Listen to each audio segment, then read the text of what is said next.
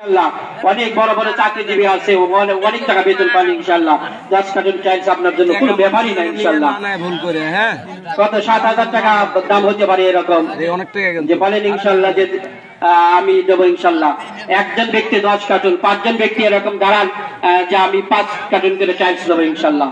বেশি নেওয়া বলেন ইনশাআল্লাহ বলেন। আর এরকম 10 জন ব্যক্তি দাঁড়ান যে আমি 3 কার্টন করে টাইলস দেবো বলেন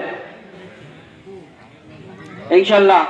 দেওয়া দন বোঝে মন, দেওয়া দন বোঝে মন, কেড়ে নিতে কতক্ষণ।